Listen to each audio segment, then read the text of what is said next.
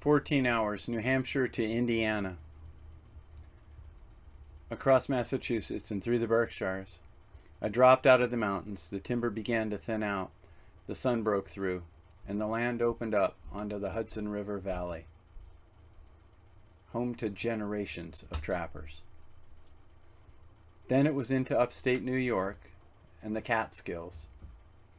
It had been cool overnight, but the morning was warming quickly as the mist lifted from the hayfields I was passing.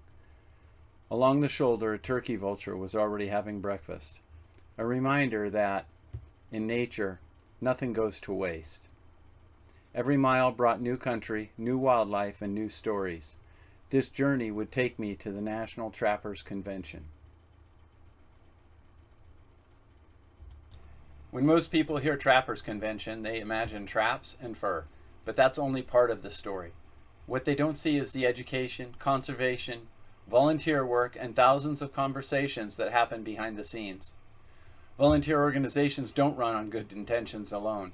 They depend on the generosity of members, donors, and countless volunteers. This gathering brings together wildlife professionals, educators, conservationists, outdoor enthusiasts, manufacturers, and families from across North America.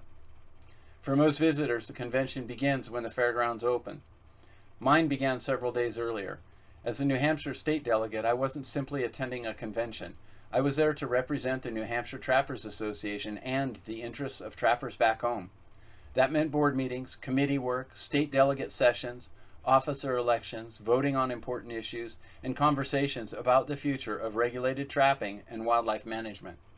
Much of that work happens long before the demos begin. It isn't always visible, but it's an important part of how organizations develop policy, elect leadership, share ideas, and represent their members.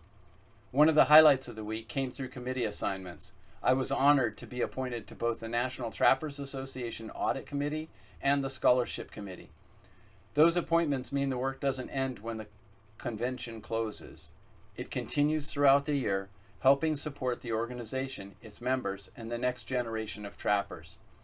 Every state is faced with different wildlife regulations and management challenges. Bringing those perspectives together strengthens trapping education, conservation, and responsible wildlife management across North America. It was an honor to represent New Hampshire, contribute to those discussions, return home with new ideas, new friendships, and new responsibilities. One of the greatest strengths of this convention isn't the demos or the vendor buildings, it's the people. Throughout the week, I had the opportunity to reconnect with old friends, make some new ones, and spend time with people dedicated to our outdoor heritage. One of the highlights was talking with Tom Miranda, and like many, I followed his work for years. It was great to spend some time with him talking, sharing stories, and seeing him educating visitors at the convention. I also had several opportunities to speak with the executive director of the Fur Institute of Canada about a number of trends and concerns and some recent good news around responsible trapping. The Fur Institute work continues to benefit wildlife professionals and trappers throughout North America. During the week, I also met with representatives from the Foundation for Wildlife Management and Turkeys for Tomorrow. Each organization has its own mission, but all share a common goal: supporting conservation, responsible wildlife management, and the future of our outdoor heritage. Some of the best conversations didn't even happen during scheduled events. They happened while I was walking the grounds, standing in vendor booths and sharing meal, or even catching up with friends from Maine and across the continent. These conversations are where ideas are exchanged, friendships are strengthened, and new partnerships begin. More than anything else, it's what keeps this community strong.